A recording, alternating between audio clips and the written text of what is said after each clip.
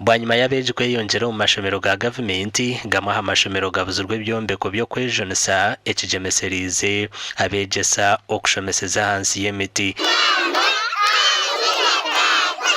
Rw'amahemeritoni mukuru w'ishomero rya Rushaka nagira ngo bumwe enjura kweru kugwa abana bijurira no mu kirasi emwe konka ngo nabwe ko bari kuhikamu ngo entebe zo kushitamaho tuzirukumara.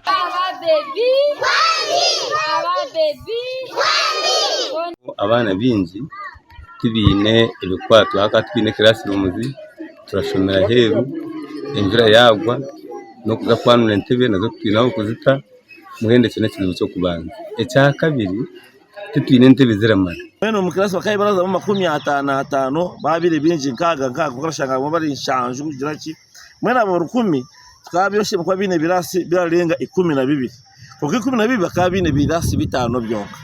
Headmaster nagira ngo ishomereri ndi nabana 10 konka bine kamini birizonka ekiretira abantu kutera orinyeri twine toilet ibiri konka kateretsezi zirakomodetinga abana 10 zine miryango mushanje ngo abahara 500 nabandi barakoze imiryango 2 aboje 500 nabandi bakoze imiryango 5 eji miryango 2 bahari barakozesa baratera line barindane. Kenneth Tumahamye owa social services adizire ngo government dire sente zo kombeka ebyombeko omashomera gagarukubi konka ngo tuzuru kumara no kwekushaba bazire kuba kwataraho. We want to appeal to the government ebyo kugira ngo biyeho support y'abazire bareta unika fees kachaka abazire bara supportinga echo government kikuname hakirekere foundation body ha mashomera ago bagiye kibakora munonga abo kuba sente ziraruga mu government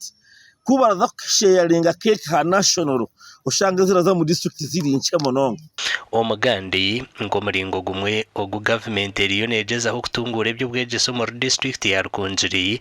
Minister w'ebyo kwerinda Jim Muhwezi ayigwire hebi nabisya ebimazire sente ziri kurenga miliyoni 100 ahari cyaburere primary school mu Rubugangari kandi yagaruka yigura h'icyombeko kindi ahari Nyamafumura primary school omuri Nyakajeme Rukunjiri district.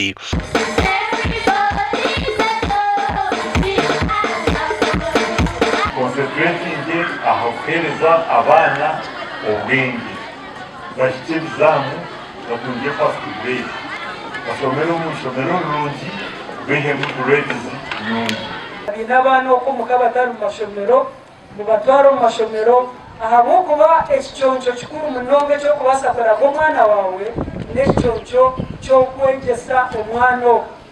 Minister Jim Muhwezi ayonjire agira ngo bwa hata government ekozire ibintu byinji ecyahijira abantu kubikoresa kurunji bakabingo bworo makagabo binshiwe ono mwatire ebyombeko kareta amashanyarazi kareta amaizi enguuto ziriyo ntukora njya movement ekozire mwebali nti gavumenti omwaho gwija mu financial year yikwija. Honorable Minister, you know about this, you have been working on it. Neza kufuna miliyoni 100 yo kwimbeka ikizimbe kingi nenda kwa manyisa ngo ikizimbe kikatwara miliyoni 936 ko uzigamba cyangwa sente nyingi. Honorable Minister, konka amatafari gakuzana garuganya ruzinga ehitwa abanza amabare ngaruko umukagashokwe kandi siminti yone rugarukunje n'ebintu. Bo bakuru b'amashomero aga basemere government ngo konka bakine bizube bindi ebe government shemerire kuba kwataraho ngeno bahatwara nkakwa abete no bareta bembuzi ababuri kimwe ngeno we need to protect our buildings, protect our learners, protect our teachers.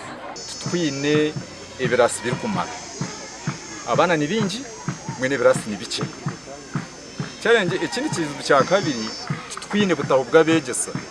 Amakuru agashakwa Hweza Wilfred na Dan Basibye.